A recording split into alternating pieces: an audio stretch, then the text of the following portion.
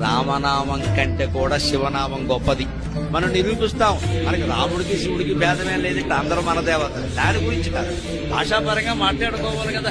రామ తిరగేయండి. మరా మరా అంటే పిండి మరా, బియ్యం మరా, ఏముంది అర్థం? ఏం లేదు.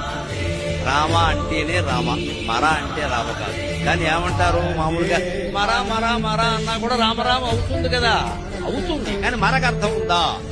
కానీ రామనామం కంటే కూడా శివనామం గొప్పది. ఎందుకో తెలుసు? శివ తిరగే వశి. వశి అంటే శివ అంటే కూడా గొప్ప. వశి అంటే సర్వేంద్రియాలని వశం చేసుకున్నవాడు అని అర్థం. ఎంత గొప్పదండి అది. అది శివ అనే 2 అక్షరాల్లో గొప్ప. ఇది పరమ మేధావి, ప్రపంచం మొత్తం మీద మేధావైనటువంటి శంకరాచార్య స్వామి మాత్రమే దీన్ని పట్టుకోగలడు, మరొకరు పట్టుకో.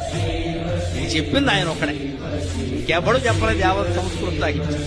శివనామాన్ని తిరగేయండి మీకు శక్తి ఉంటే అన్నది.